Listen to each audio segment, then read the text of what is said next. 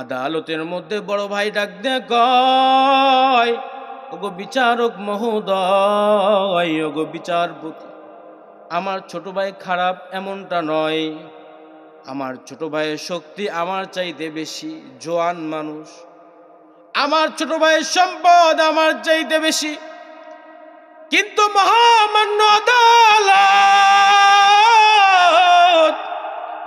আমার মারে তার ঘরে না দেওয়ার কারণ হইল আমার মা দীর্ঘদিন যাবৎ প্যারালাইজ, নিজে হাঁটতে চলতে পারে না, তার মল ত্যাগগুলো বিছানার মধ্যে হয়।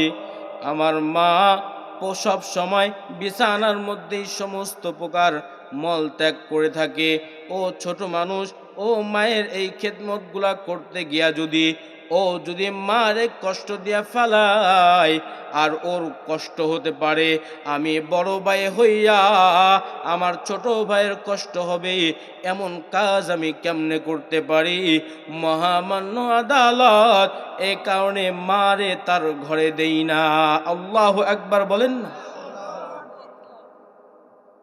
বড় ভাই ডাক দেয় কয়, আমার ছোট ভাই কষ্ট হয়ে যাবে তো মহামান্য আদালত, এই জন্য আমি দেই না, আমি নিজে করি। আমার মায়ের এই মলমূত্র ফালাইতে ফালাইতে আমার অভ্যাস হয়ে গেছে, আমার মায়ের এই মলমূত্রের গন্ধ আমার নাকে আর লাগে না। আল্লাহু আকবার। আজকে মা অসুস্থ হইলে, বাবা অসুস্থ হইলে, একদিন দুই দিন যদি বিছানায় যদি বার্ধক্যের কারণে মল ত্যাগ করে দেয়, আপনি বাবারে রেখে আসেন ওই বাড়ির সবচাইতে নোংরা পরিবেশওয়ালা যে ঘরটা আছে ওইখানে রেখে আসেন। আপনি সারাটা দিন চলে যায়, মারে একবার আপনি দেখতেও যান না। আপনার বাড়ির মধ্যে বড় দামি দামি খাবার তৈরি হয়, সন্তান নিয়ে আপনি আনন্দ ফুর্তি করেন, একটা বার মার খোঁজটা নিয়া এই কথা মারে জিজ্ঞাসা করেন না, আম্মা জান আপনার ওষুধ আছে কি, আব্বা জান আপনি আজকে খাইছেন কিনা, আব্বা জান আপনি বাজারে যাচ্ছেন, আপনার পকেটে 10টা টাকা আছে কিনা, জিজ্ঞাসা করার সুযোগ হয় না। কপাল পুড়ে গেছে, কপাল পুড়ে গেছে। তো বিচারক বলতেছে, বিচারের সুবিধার্থে আমি জিজ্ঞাসা করলাম, আপনাদের দুইজনের মধ্যে টাকা পয়সা কার বেশি, বাড়ি কারটা বড়? ছোট ভাই ডাক দেয়া কয়, বিচারক মহোদয়, ওগো বিচারপতি, যদিও বা আমি ছোট, কিন্তু আল্লাহ তাআলা আমারে এত পরিমাণ বরকত দান করছেন, আমার বড় ভাইয়ের চাইতে আরামদায়ক এবং বড় সুন্দর বাড়িটা হলো আমার, এবং গায়ের ক্ষমতা শক্তি আমার বেশি, সুতরাং মারে আমাকে দেওয়া হোক। ওদিকে বড় ভাই চোখের পানি ফেলায় ফেলায় কান্দে, হাই হাই, মারে যদি সে নিয়ে যায় না জানি আবার কি একটা অবস্থা হয়। বিচারক ডাক দিয়ে কয়, আচ্ছা আপনাদের আম্মা জানরে জিজ্ঞাসা করা হোক, সে কার কাছে থাকতে চায়। বিচারক বলে, আমি ওই সন্তানদের মারে জিগাইলাম, ওগো আম্মা জান, বলেন বলেন আপনার কোন সন্তানটা আপনার কাছে প্রিয়, কোন সন্তানের বাড়ির মধ্যে আপনার বার্ধক্যটা কাটাইতে চান। মা বেচারি চোখের পানিগুলা চাইরা কান্দে আর ডাক দেয়া কয়, মহামান্য আদালত, এই সমাজে কত সন্তানরে দেখলাম মায়ের গায়ের মধ্যে হাত উঠায়, মায়ের মুখের উপর কথা বলে, বাবার সাথে বেয়াদবি করে, মায়ের খেদমত করে না। কত বাবা মারে দেখলাম চোখের পানি ফেলায় কান্দে, সন্তান কথা শুনে না বলে।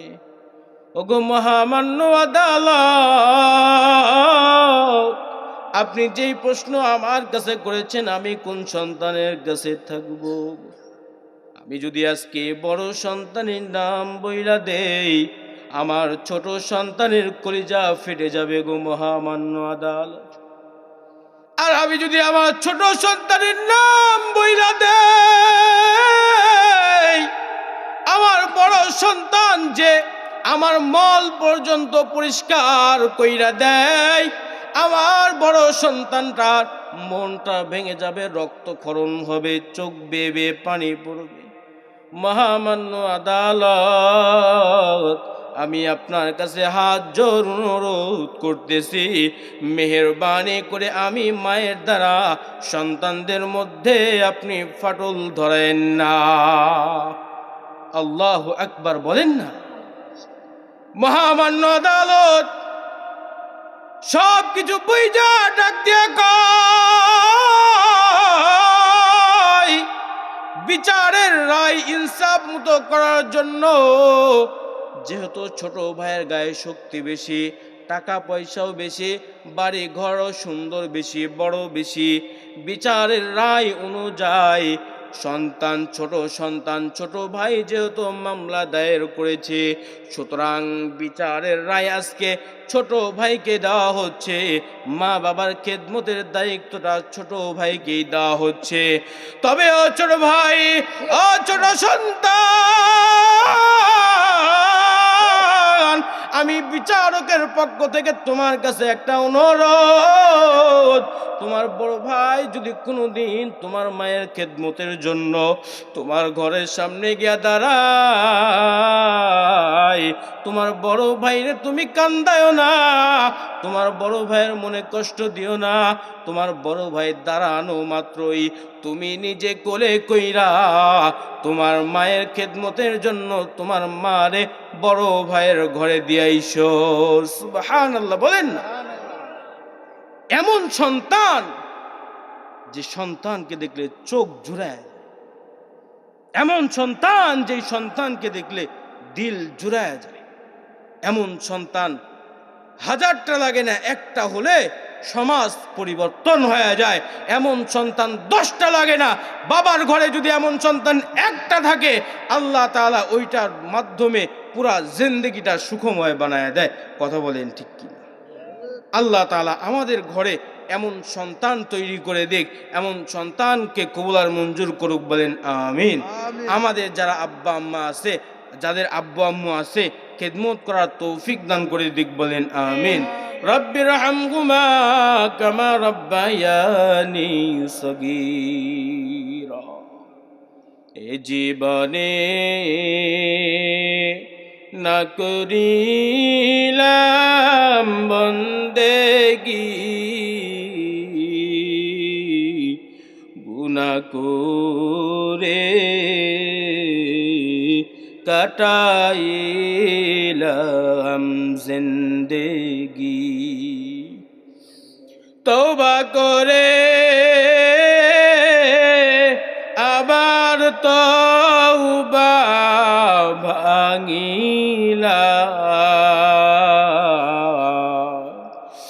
মাওলা তোমার দরবারেতে ফিরিলাম।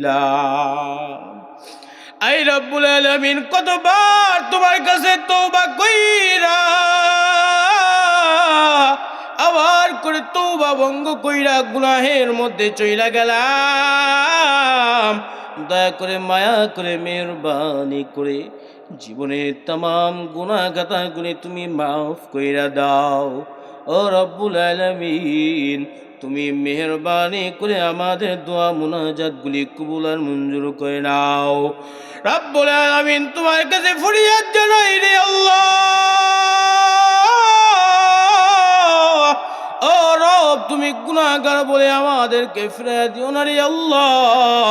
তুমি কুদরতের নজরখানা দিয়ে চায় দেখো রে আল্লাহ, আমি গুনাহগার, কিন্তু আমার সঙ্গে যারা হাত উঠেছে, কতজনের মা নাই ইয়াতীম, কতজনের বাবা নাই ইয়াতীম, কতজনের সন্তান হারায় ফেলছে রে আল্লাহ, কতজন বড় ভাই হারায় ফেলছে, কেউ আবার বোন হারায় ফেলছে। এই রব্বুল আলামিন এমন মানুষগুলা হাত উঠাইছে চোখের পানি ফেলায়, দয়া করে মায়া করে মেহেরবানি করে তাদের চোখের পানির উসিলায় আজকে দোয়া মুনাজাত তুমি কবুল আর মঞ্জুর করে নাও। এই রব্বুল আলামিন দিগির চালা এই জামে মসজিদের অন্তর্গত যত মানুষ আছে গো আল্লাহ, আই রব্বুল আলামিন যতগুলো পরিবার আছে গো আল্লাহ, প্রত্যেকটা পরিবারকে তুমি কবুল আর মঞ্জুর করে নাও। আই রব্বুল আলামিন পরিচালনা কমিটির মধ্যে যারা আছে তুমি নেক হায়াত দারাজ করে দাও। আই রব্বুল আলামিন প্রত্যেকের জিন্দেগিটা সুন্দর করে দাও রে আল্লাহ। আই রব্বুল আলামিন খাস করে আমার কলিজার টুকরা মহব্বতের ভাই শাহজালাল ভাই ইমাম সাহেবের দায়িত্বে আছেন, রব্বুল আলামিন তুমি তারে কবুল আর মঞ্জুর করে দাও। পরিবারের মধ্যে তুমি রহমত বরকত দিয়া ভরপুর করে দাও। আই রব্বুল আলামিন দুনিয়ার সমস্ত কষ্ট আর বালা মুসিবত দূর করে দাও। আই রব্বুল আলামিন অত্র এলাকার সমস্ত আলেম ওলামাদেরকে কবুল করে নাও। আই রব্বুল আলামিন যাদের সন্তান আছে গো আল্লাহ, সন্তানগুলির দ্বীনের জন্য কবুল করে নাও। পর্দার আলে আমার যেই সমস্ত কলিজার টুকরা মা বোনেরা দুইটা হাত তুইলা চোখের পানি ফেলায়া কান্দে, আই রব্বুল আলামিন আমার মা বোনদেরকে তুমি কবুল আর মঞ্জুর করে নাও। রব্বুল আলামিন নবীর মহব্বতে তোমার মহব্বতে যারা দান করেছে সাদকা করেছে, রব্বুল আলামিন প্রত্যেকের দানগুলি কবুল আর মঞ্জুর করে নাও। দানের উসিলায় তুমি নেক হায়াত দারাজ করে দাও, প্রত্যেকের দানের নেক মাকসাদগুলা তুমি পূর্ণ করে দাও। আই রব্বুল আলামিন দানের উসিলায় রিজিকের মধ্যে বরকত বাড়ায় দাও।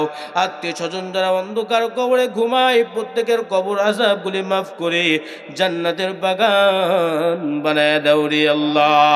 আই রব্বুল আলামিন যাদের মা নাই বাবা নাই ওই মা বাবার কবরগুলি তুমি জান্নাতের বাগান বানায় দাও।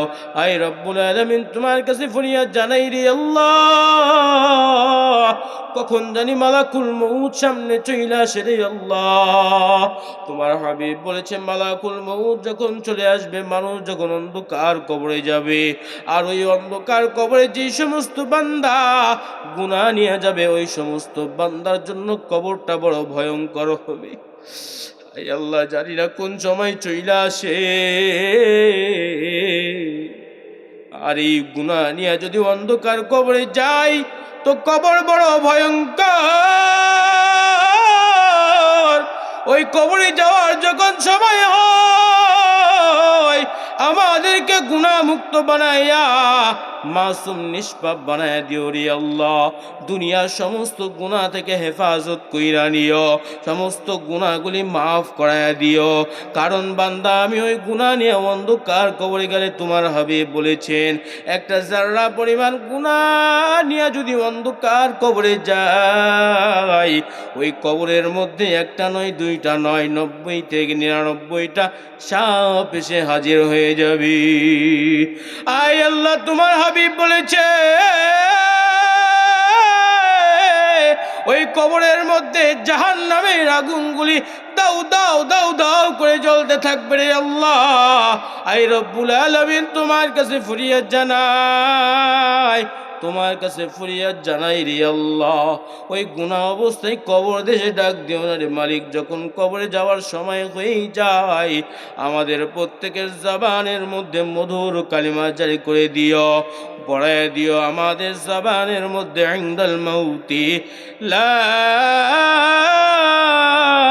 ইলাহা ইল্লাল্লাহু মুহাম্মাদুর রাসূল